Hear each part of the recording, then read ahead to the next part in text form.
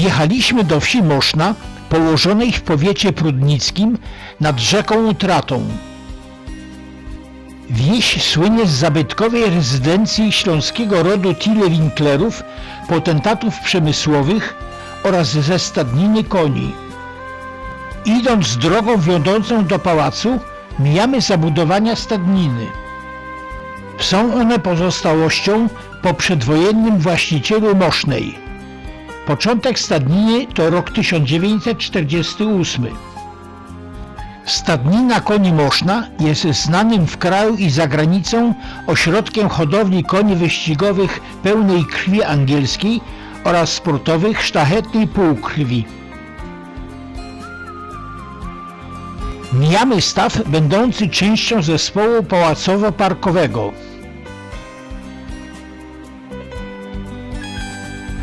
Przed naszymi oczami wyrasta bryła pałacu jak z baśni.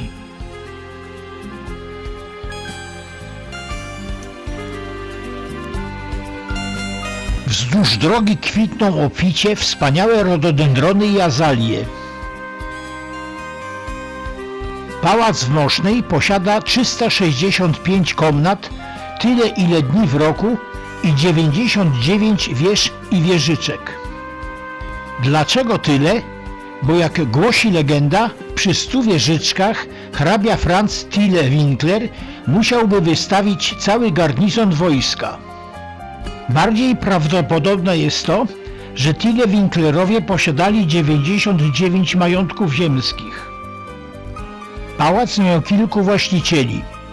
Środkowa część pochodzi z czasów, kiedy właścicielem majątku został Georg Wilhelm von Reisewitz, kuzyn feldmarszałka dworu Fryderyka Wielkiego.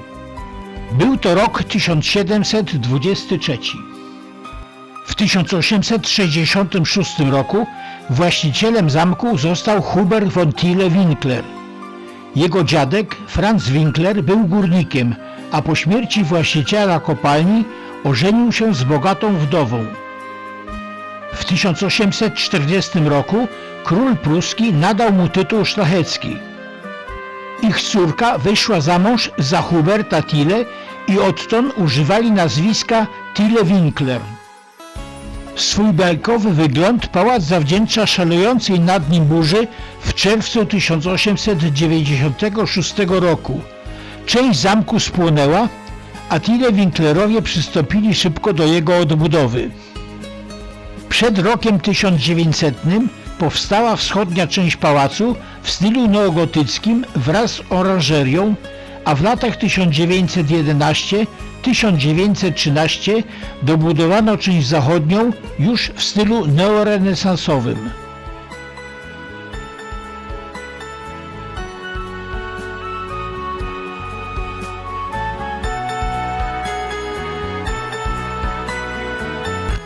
To jest część wschodnia, neogotycka wraz z oranżerią.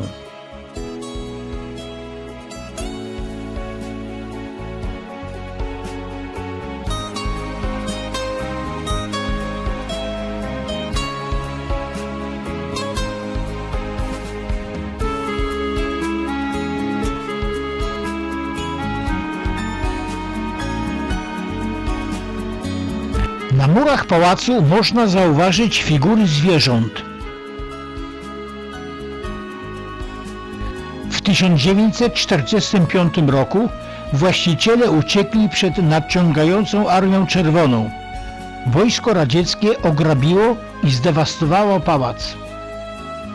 Dziś możemy go już zwiedzać i podziwiać, ale tymczasem idziemy na krótki spacer po parku.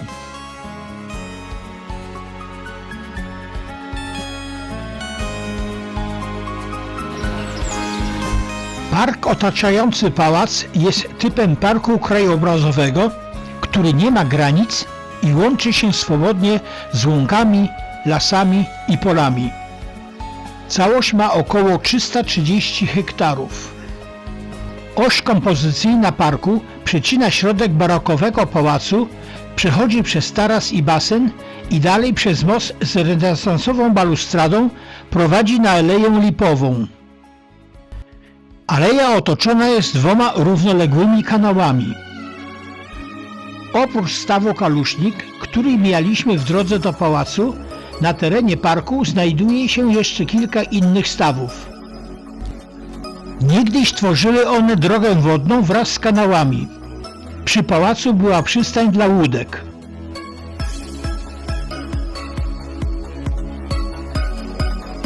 Nasz spacer ograniczy się jedynie do części Alei Lipowej.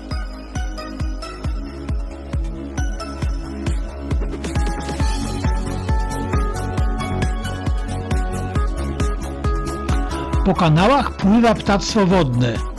To łyska. Można sobie wyobrazić, jak pływały po tych kanałach gondole podobne do weneckich.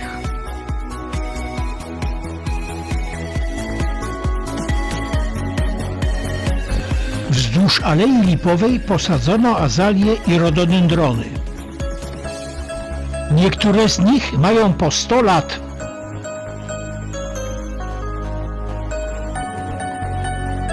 Aleja Lipowa pochodzi z XVIII wieku i jest reliktem dawnego ogrodu barokowego.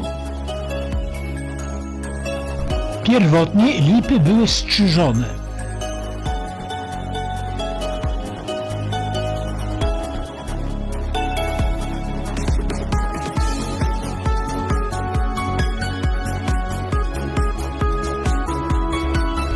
Założeniami parkowymi w czasach Tille-Winklerów opiekowało się 100 ogrodników. Na brzegach kanału rosną irysy wodne kwitnące na żółto.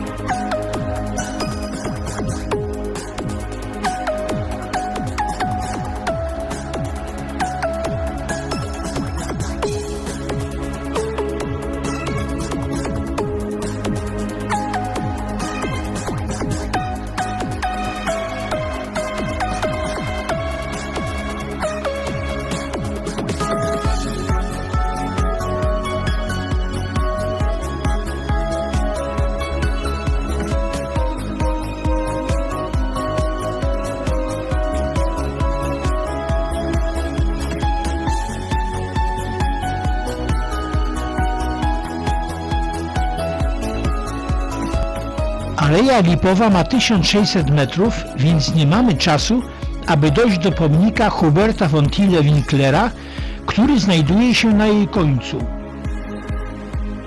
Łyska i 2 kaczki natłuszczają swoje pióra.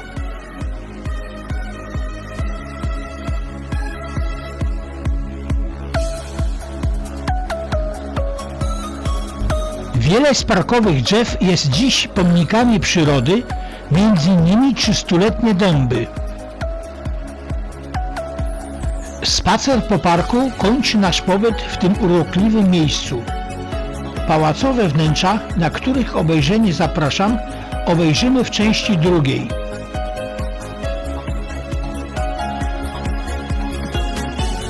Kolejny przystanek na naszej trasie to Łambinowice i cmentarz Jeniecki.